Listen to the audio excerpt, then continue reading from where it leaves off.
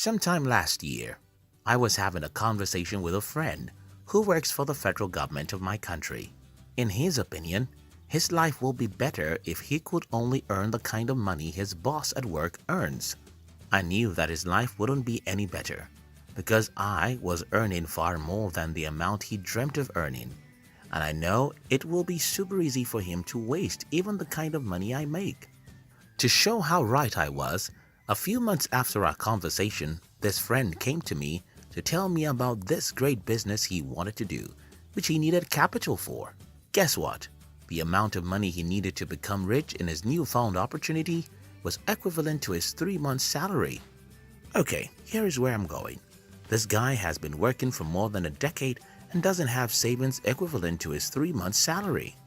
This made him unable to pursue the opportunity he claimed to have found. Then you might ask me, so why don't you give your friend a loan? Well, what I know about my friend's ability to manage money is very terrible. My friend has a track record of spending the money he doesn't have.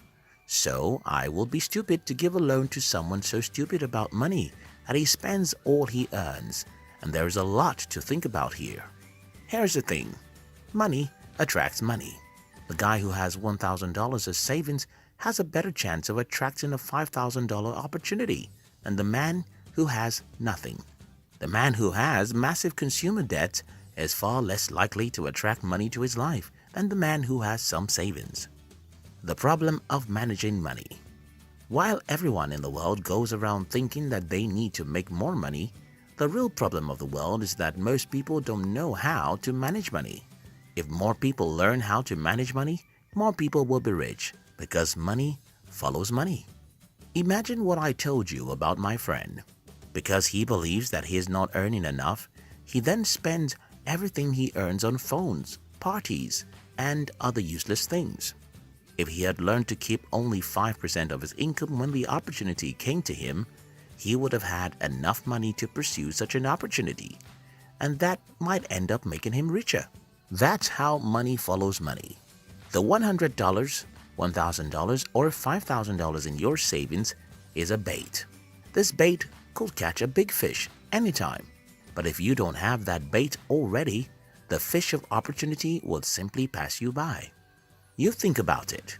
Why do the rich get richer? The rich get richer because they have big baits that can catch big fishes anytime they find them.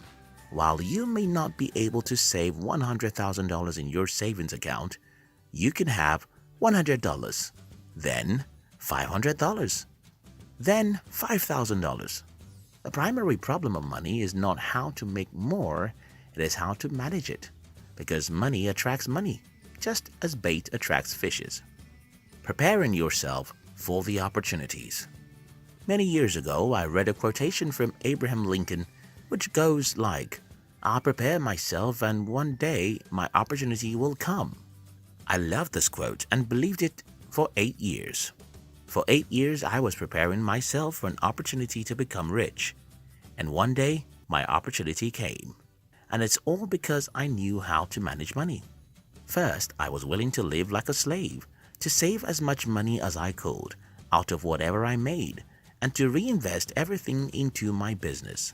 Because of my ability to manage money, I got other people to trust me and invest in me. You see, there is much money in the world, and people will invest their hard-earned money on you if you have a track record of financial literacy. How in the world do you think any reasonable person will drop their money to support your dream when they know that you spend all the money you make? How could I invest my money in a guy who uses an expensive phone he can't afford? How could I invest in a guy who drives a car he can't afford? How could I invest $10,000 in your idea if you don't have $1,000 as savings? It's common sense. Money attracts money. Your ability to manage money makes you attractive to more money. Your ability to make sacrifices makes other people want to make sacrifices for you. Fall in love with assets. In the next few hours, I will be at my company's office. I love that environment because it's the reality of my past dreams. For over a decade, I have always dreamt of building my own company. That's where my love lies. That's where my heart is. That's my life's priority. to build a company that employs hundreds of people. The rich manage their money by loving assets, and here's what I mean. Most people love liabilities. Go out today and give $100,000 to 10 adults and visit their homes next month. What do you think you will see? Well, 7 of them would have new cars, and 2 of them would have new and bigger homes. Only 1 of them would still have the same standard of living he had before the money came.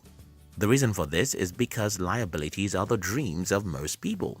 For most people, the primary reason they want to be rich is to have fast cars, big homes, and Rolex watches. The rich love assets. Those who become wealthy are those who love to see their assets grow.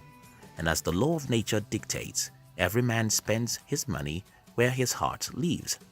George S. Clason wrote in The Richest Man in Babylon, "Whatever every man considers as necessary expenses always grows to meet his income." In other words, you spend your money where your love lies. If you genuinely want to be rich, you have to fall in love with assets. You have to love assets as much as other people love liabilities. You must be as happy seeing your savings grow as other people are happy buying new phones. You must be as excited to invest your money as other people are in spending theirs. Educate yourself about investing. When I was young, I always saw my brother investing in stocks. I thought he was a smart guy until 2008, when all the companies he invested in started crumbling. I later realized that my brother didn't know anything about stock investing. He probably had never read a single book about stock, perhaps not even a single blog post. While this is funny, it's true. Most people don't save any part of their income. Some who save are too lazy to learn how to invest their money. The rich learn, and learn. I know more about my industry than most people I'm competing with. Because I know more than 99.9%, I can make better decisions than them, and as a result, make more money than them. Don't be lazy. Learn, read, study, and understand what most people don't about whatever thing you want to invest in. I can go on and on with this video, but to summarize everything I've been saying in a few words, learning how to manage money is the primary step to being rich, because money is like the multiplication table. 0 multiplied by anything is still 0. If you don't keep money, you can't attract more money. You also have to read, learn, and know about whatever business or company you want to invest in, far more than most people. Efficiently managing money is like having a bait. Bait attracts fishes, and that's why the people who know how to manage money make more money. If you like this video, don't forget to share it with your friends. We love you.